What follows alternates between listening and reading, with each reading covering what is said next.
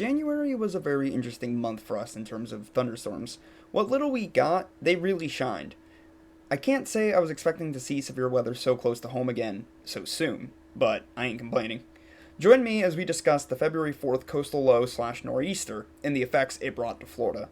While I can't say the storm system was anything historic, it certainly was surprising. And our chase on this day, as you will see, was particularly difficult to plan. But let's take a step back to the morning of February 4th, 2024, and get an understanding of the situation that unfolded throughout the day. To start, we have this area forecast discussion issued by National Weather Service Jacksonville at 3:34 on the morning of February 4th. In the synopsis section, notice the language they're referring to in regards to severe thunderstorms: isolated, few. I will discuss this later on, but for a variety of reasons, I feel the storm system may have been underestimated a bit, even during the hours where severe weather was widespread and evident. Regardless, as I mentioned in the introduction to this video, a low-pressure system was approaching western Florida that morning. A warm front was forecast to lift northward across our area in the late afternoon hours, bringing the potential for some severe weather. During the early morning hours, a large squall line of heavy rain with some embedded thunderstorms swept through essentially the whole Florida peninsula, with most of these storms being focused down south. With that being said, at 8 a.m., there was a slight risk issued for much of extreme southern Florida, with a marginal risk for most of the state, extending up into southern Georgia. Throughout the late morning hours, a squall line began to approach the Miami-Dade area. All of the severe weather reports out of South Florida during this storm system came from this area. By 11 a.m., a severe thunderstorm warning and a tornado warning had been applied to numerous areas of the squall line. The squall blasted through Miami, bringing wind gusts of at least 60 miles per hour or greater. One Mesonet station recorded a gust of 67 miles per hour, which is almost hurricane force. Despite the occasional instances of rotation seen on velocity within the line, no tornadoes were able to materialize down south. Maybe this is one reason why the National Weather Service did not see a larger tornado risk up north? At the same time all of that was occurring in Miami, the squall line was moving through the rest of the state. Granted, severe weather was not occurring anywhere else in the main peninsula. Notice I said main peninsula. That's because over in the Panhandle of Florida, something strange was going on. Look at these radar scans. You can see what looks to be like an eye on the Tallahassee radar. That's not a hurricane though. That's the center of the low pressure system this squall line is associated with. You can see the rotating winds around the center on both reflectivity and velocity radar. These strong winds prompted a rare high wind warning for a few coastal counties. During the 11 a.m. hour, we were going through our own bout of heavy rain and gusty winds. Temperatures had cooled down, and my confidence in severe weather later that day was starting to wane. Many of the cells towards the Big Bend were not looking very promising just yet. Apparently, I wasn't the only one who felt that way on February 4th, as the Storm Prediction Center would take away much of the marginal risk for Florida by 3 p.m., but still focusing a marginal risk zone in what was left of the warm sector. I decided to call NWS Jacksonville to ask about the forecast, as frankly I was a bit confused on what to expect later that day. The operator reassured me that severe weather was still likely to occur later in the afternoon, and soon enough, my doubts were squashed. This is the point in the story where it starts to shift to less of an overview of the day and more to our experiences chasing and trying to make sense of the forecast. With the first severe thunderstorm of the day beginning at 2:15 p.m., I decided to hop on my PC and get started on tracking storms. Hello everyone, it is February 4th, 2024, and looking at a pretty active situation already. I was going to come home and record a bit of a recap for the day because I was at work and was not able to do it live, but I'm gonna have to save that for later because a lot's already happening right now, and I think it's going to storm pretty soon, so bear with me for the bit of having a bit of an impromptu nature to this and having to speak quickly. So, right now we have a few severe thunderstorms here, all of them looking very, very healthy. I don't want to switch the radars over right now, but we got this one over in Valdosta, and a tornado warning on this severe storm. And this one is showing a bit of a weird hook there on reflectivity, but there's nothing there in terms of the rotational signature. So, it's looking to be a very interesting afternoon. I will get into what is going on exactly and why these storms are happening in just a moment. So, now I'm showing you the HRRR model to get a better picture of what is going on here.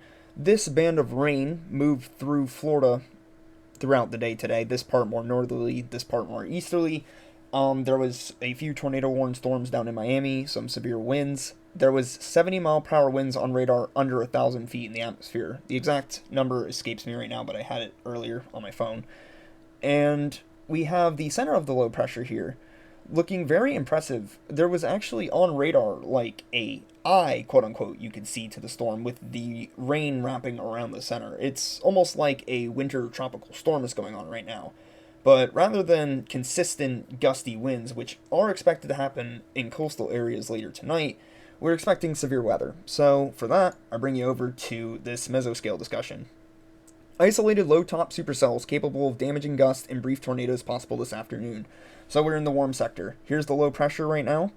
The warm front has passed north of Jacksonville, so that means basically all of northeast Florida is in the warm sector because the cold front is still down here. The cold temperatures have not come in to sweep those extremely good conditions for severe weather away yet. So right now, we are basically in a primed atmosphere ready to explode.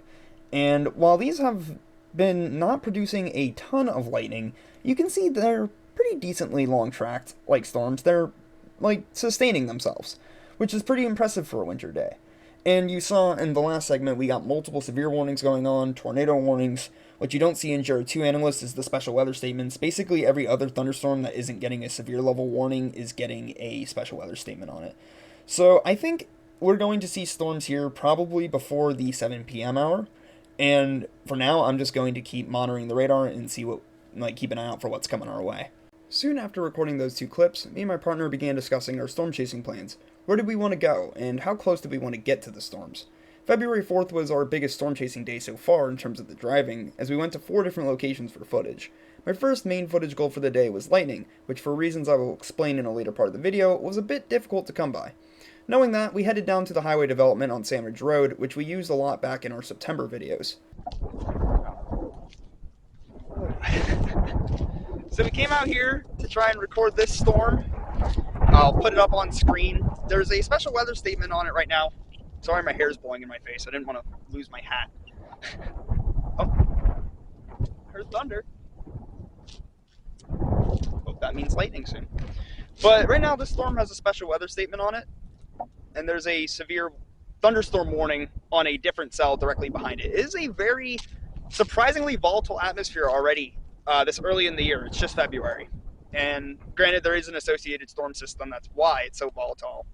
But yeah, we got that going on. So I think for now, we're just going to stay and wait for this to approach. It looks like it has some pretty heavy rainfall. I kind of wanted to try and see hail today because they said the primary threat was going to be hail. And I was like, man, I haven't seen hail since I was like 8 years old maybe. So in Florida, it's kind of hard to see hail. You kind of have to just like be there like as it's falling or very shortly after, because usually it only happens in larger amounts in the warm season, and then like the temperatures go right back up after it's finished raining, so it just melts, especially if it's small hail. So yeah, bigger drops. So I think what's happening right now is the gust front is coming out from the storm. I don't know if it's weakening or strengthening. It's kind of hard to tell. The cloud-to-ground lightning stopped, which is usually a pretty good indication of a storm strength, is if it's putting out cloud-to-ground lightning. But it also seems to be putting out heavier precipitation. So could it be cycling or something? I don't know. It's hard to say. Could have something to do with the time of year, the mixture of temperatures in the atmosphere not being right. I don't know. I'm just guessing. But for now, we watch. Also, those homes weren't there last time I was recording.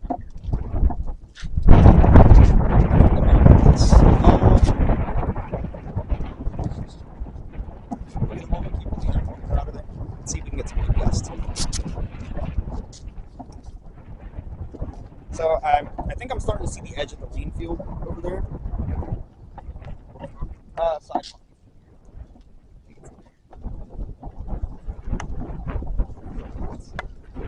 There it is. I got it. Okay, let's keep this up. We'll stay here for a few more minutes, and I think we should head back to the car. Oh, it's wet.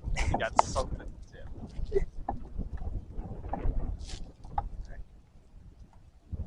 When you get a moment, can you hold the anemometer? I'm going to pull the radar, see what's going on.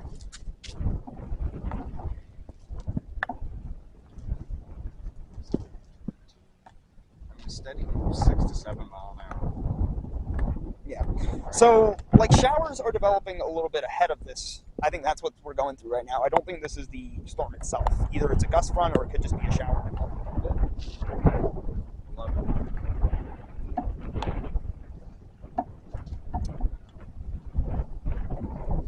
Very interesting storm. This is the way it looks. Got an eye, too. Yeah. 99.9% relative humidity. That Yes. When humidity reaches 100%, it has to come out of the air. Water vapor's now, so mist, fog, rain, usually. So, yeah, no, the cell is not putting off a lot of lightning, but it does look like it's bringing some very heavy rain or possibly hail. It's to our east. We could move after it if we wanted to. Yeah, I think we might need to get moving inside now. Once we realized that most of the action was happening further west, we decided to head down to Lake Asbury to get footage of the developing storm. Soon after we got there, we noticed a rotation couplet on radar. Is it on? Yeah. Alright. So, we're down at Lake Asbury, and there is a slight rotation signature directly to our west right now. And I'll put the... Here, let me go ahead and save a radar scan up on the screen, because it's looking very interesting. There was like an extending band of rain out of the north side of the cell that you probably heard just now, where it was pouring. But you can see here, out there right now, there's blue skies just behind it. You can hear thunder. Yeah.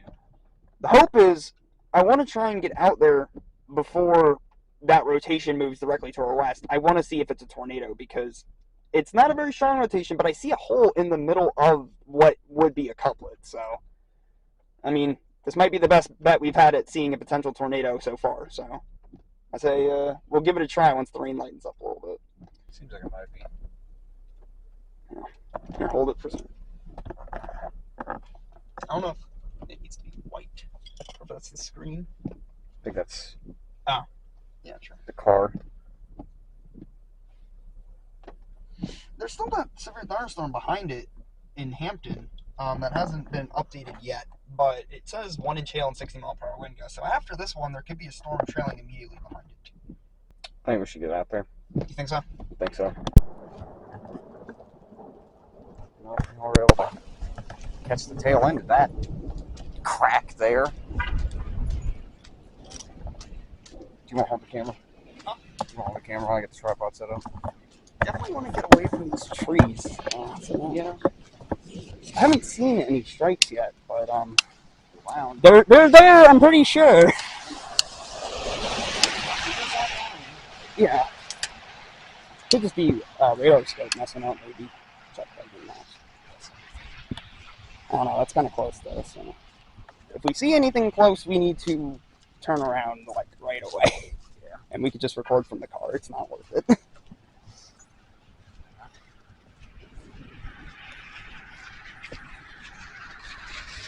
Wall of rain, and like, look at that. There's more stuff building in behind it. Hey, wires and water.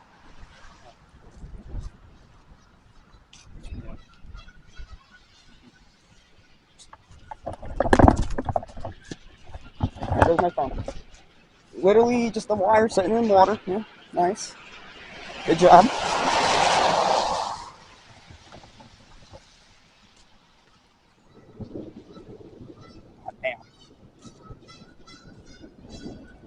What psychs me out, like, even just like 2 years ago, I would not be doing this shit right now. I'd be hiding away in bed. Okay, definitely do not want to be near these trees, though. Because, like, to be honest, probably shouldn't be out here at all with lightning close, but, like, definitely not under a giant tree. You don't shouldn't be near a body of water either. No, probably not. Maybe we should set up on this side of the road this time. Maybe. Oh. Not much. Not really an area to set up that isn't like some Maybe just right here. Don't want to get too close.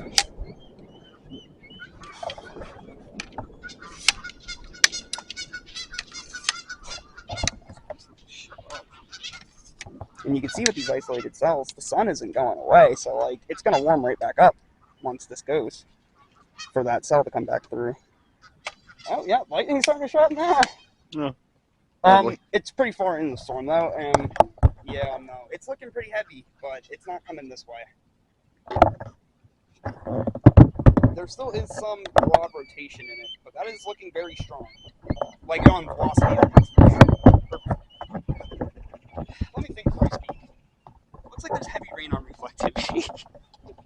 direction? Yeah, right now it's basically just due west to slightly west now. Bend it back the other direction.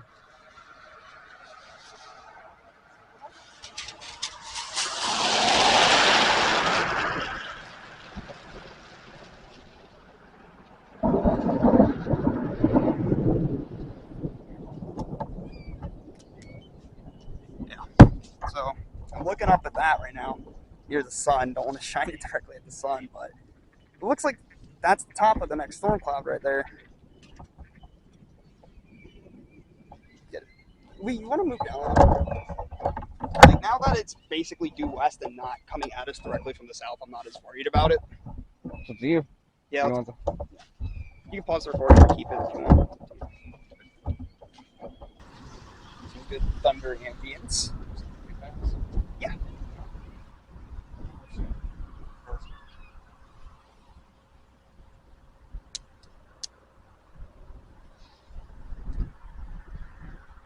Sorry, swamp. Yeah. Oh, they won't want to go down this lake, just chilling up that swamp water. Hey, people pay good money when you stay good. I just assume all Florida water is swamp water. Am I wrong? Probably. No, I think you probably are, actually. I mean, there's got to be fresh water. Like, all of it's got a degree of swamp. Yeah.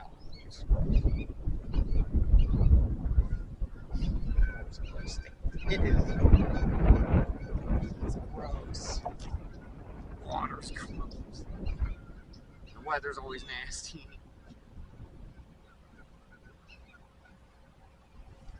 So I kind of want to know what's going on with the storm. With the first cell moving out of the way, we decided to reposition to the north, with the previously severe thunderstorm warned cell looking a bit weak at the time. This is also when we began noticing the strange shape of these thunderstorms. They had anvils like usual mature thunderstorms, but the arch was much lower down in the atmosphere from what I'm used to seeing around here. The cloud tops overall were lower as well, which is another important dynamic that will be discussed later. Get the mic on too. You got the mic on? Yeah. Okay. So, we were driving over to Wawa, and I noticed, like, I saw the curve on the storm. I think this is, like, its anvil, right? Because you can see the flat top. I saw an intra-cloud flash up there, in that corner. And once we actually get some more clearing, you'll see the arc of the storm itself. There's a field out by Wawa. Stop. Just wanted to get that, because that looks really, like, really cool. I was wondering what that was. Copyright music, please. By the time we arrived at Wawa, we didn't have a good visual on the storm anymore. We weren't expecting much more out of it either, since the NWS had dropped the severe thunderstorm warning that was on it, and there wasn't even a special weather statement anymore. So we were going to go inside to get food, but something told me we should just get moving, and that feeling was quickly confirmed. So, we just got tornado warned. On both fucking storms. That is insane. One's going for Jacksonville right now. Oh, shit. Alright. Are you sure we should chase it? So, the signature on the second storm, which is coming towards us now, is looking a lot better. So, we're going to hightail it down there and not going to run into the storm. We're going to try and stay just to the west of it. Or just to the east of it, rather. Little did we know, a tornado was already beginning to tear through western Clay County. In fact, for a period of 2 minutes, there were 2 tornadoes on the ground at the same time, with the second one being an EF1 tornado in southwestern Jacksonville. However, both of these tornadoes lived and died while we were on the drive to our last live shot spot for the day. The footage we got unfortunately did not involve the tornado, but you do get to see the cloud structure of the storm. We were at that site for about 20 minutes, but left after not being able to see much of these storms due to the interstate. The northernmost cell that we were tracking would briefly lose and regain its tornado warning. The cell would drop one more tornado to the west of Jacksonville Heights at 5:11 p.m., and the storm would continue to be tornado warned until about 6:45 p.m., but would not produce another tornado. By the 8 p.m. hour, all of the severe weather in our local area had cleared out. So that was quite a lot to cover. Would you believe me if I said that was only the beginning, though? Well, that's because I still have a lot more I want to cover. Next up, I want to discuss the environment that made Sunday's weather so difficult to forecast. Sunday's severe weather setup is what meteorologists refer to as a high shear, low cape environment. But what does that mean? Well, high shear, low cape, which I will now be referring to as HSLC, is a relatively simple concept, but does not seem to be as widely researched as the other forms of severe weather environments. I was reading this article on HSLC environments the morning of the storm system's approach. It's an official paper from the American Meteorological Association. It will be linked down below if you want to know more. The information in this portion of the video will be sourced from this article as well. So back to HSLC environments. The main two factors at play here are, of course, wind shear and CAPE. Simply put, wind shear is the change in the direction of the wind with height. This helps thunderstorms rotate, displacing their updraft in order for it to not be cut off by its own cool downdraft. CAPE, or convective available potential energy, is a measure of energy in the atmosphere. The higher the CAPE value in a given area, the more fuel thunderstorms have available to grow. Generally speaking, thunderstorms thrive in areas with at least 1,000 joules of CAPE, but can survive in areas with much less than 1,000 joules, and they do all the time during the winter months. For a severe weather environment to be considered low CAPE, the amounts are generally below the 1,000 joule threshold, though there is no official amount listed by the National Weather Service or any meteorological agency. On that day, CAPE values throughout the afternoon were struggling to hit 1,000. But why does this combination of wind shear and CAPE make for a difficult forecast? There's not just one answer to that question. However, the AMS has a few suggestions. Much of it has to do with limitations in technology, both due to radar and computer forecasting models, along with how thunderstorms tend to develop in HSLC environments. On the radar end, due to the nature of HSLC supercells, the radar beams have trouble distinguishing potential tornado couplets on velocity at a range of about 60 kilometers or around 38 miles. So if you're over 40 miles away from a radar site during a HSLC event, a tornado may come as much more of a surprise to you. He also discusses how HSLC environments produce, quote, miniature supercells. These cells are noted to have lower cloud tops and overall be smaller horizontally. This likely changes the dynamics of mesocyclone development within the thunderstorm itself. The cells that produced the tornadoes in Clay and Duval counties had cloud tops that stayed under 30,000 feet for the most part. In the summertime, thunderstorm cloud tops often reach over 45 to 50,000 feet in the air. Think of all that space HSLC cells are missing out on, yet they make it work somehow. Lastly, there just doesn't seem to be a lot of good raw data on HSLC supercells. The last paragraph of the introduction to the article mentions how one of the studies analyzed cells with only just one radar, which is not ideal. If we want to know more about these storms, we'd ideally want a radar on most of or all sides of the storm. But even the writers of the study know that dealing with storms in the southeast can be a real pain in the ass. So, knowing what we do now about high shear, low CAPE environments, it's clear to see why forecasting these events can be difficult. On the amateur end, aka ours, I can say the lack of high cloud tops makes chasing these storms somewhat difficult. One of the best ways to know if a storm is intensifying is cloud-to-ground lightning, which many of the storms further south in the warm sector just didn't have. When storms are lower down in the atmosphere, there's less frozen precipitation in the cloud to help build up that static charge that we know as lightning. Storms out over the open ocean waters seem to have a much easier time building high cloud tops and producing lightning, but that's due to the higher instability available over the relatively warm ocean waters. Now, I know the National Weather Service had a lot on their hands that day, but I think even they missed the mark just a little bit on this one. While the area they left and marginal risk for at 3 p.m. was accurate to what ended up occurring, I find it strange they dropped the threat level at all. While the Storm Prediction Center did issue a mesoscale discussion for the potential of a tornado watch, one never went through, not even a severe thunderstorm warning, which is very surprising to me because basically every cell that was showing up was getting at the very least a severe thunderstorm warning on it. But again, it was obviously a very tricky forecast to nail, and I understand that sometimes these things happen. And it's not like anybody got hurt at the end of the day either. Yeah, it was a pretty busy severe weather day on the 4th. I feel the need to really rub that in there, because it was expected to be relatively mild, but it just wasn't. Just at the KJAC station alone, 72 special weather statements, 50 severe thunderstorm warnings, and 25 tornado warnings were issued for the event. Obviously, that does not mean that all of those storms went on to produce damage or severe conditions. Most of them didn't. But it goes to show just how volatile the atmosphere was that day. And as of the writing of this script on February 7th, 6 tornadoes have been confirmed so far, with 4 of those occurring in Florida. Let's take a quick look at all 6 of them. Before we get into the first tornado, we have to look at this complex of thunderstorms. It looks very impressive on both reflectivity and velocity radar, with a rotation signature within each storm. It's difficult to tell if this is 2 thunderstorms or 3 thunderstorms, but by the looks of it on the echo tops, it's 2 discrete cells. This severe thunderstorm complex would go on to spawn 2 tornadoes of the 6 that occurred on February 4th, within 35 minutes of each other. The Monticello EF0 is our first tornado of the February 4th event, spawned by the aforementioned severe thunderstorm complex. In the scans you're seeing on screen now, it was the leftmost cell that spawned the brief EF0 tornado. Thankfully, this tornado was short-lived and in rural Jefferson County. The only damage reported was a few uprooted trees along exit 225 to the southwest of Monticello. The second tornado from this complex hit a plantation in southwestern Georgia. Large pine trees were brought down and splintered, one of those trees falling on a home. A few buildings had their shingles damaged as well. Thankfully, nobody was injured or killed due to this tornado. The rotation signature looks rather weak on radar despite the strong winds. This is due to the storm being around 40 miles away from the nearest radar site, which is in Tallahassee, Florida. As mentioned earlier, high shear low cape supercells appear to have very shallow rotation within them. This makes it more difficult for radars to detect this spin. The strongest tornado of the day, along with the longest lasting one, occurred on the outskirts of Valdosta, Georgia. Packing 120 mile/hour winds, the tornado destroyed 2 double-wide mobile homes. The tornado also injured 2 people, but thankfully there have been no fatalities reported. Despite being very close to the radar this time, velocity imagery still has trouble depicting a close couplet. The Valdosta EF2 was on the ground for around 9 minutes, traveling over 6 miles in that time. The next tornado is the first in a set of tornadoes that hit closer to home during this event. This tornado hit just to the west of Cecil Airport and damaged around 12 homes. The primary mode of damage was trees falling on homes, or tree debris hitting homes. There were no injuries or fatalities. The Camp Blanding EF1 hit in southwestern Clay County and came from one of the storms we were chasing. The tornado was showing extremely strong winds for a few frames on velocity radar, which had us really concerned. Thankfully though, it touched down in a very rural area at the Camp Blanding reservation area, damaging only pine trees. Nobody was hurt or killed. The last tornado produced by the February 4th storm system occurred just north of Cecil Airport in Jacksonville, along Normandy Boulevard. This tornado caused fence damage and managed to flip a dumpster. The tornado stopped just short of an elementary school. Thankfully, it was Sunday anyway, and no kids were in school. That's all I got for this one, y'all.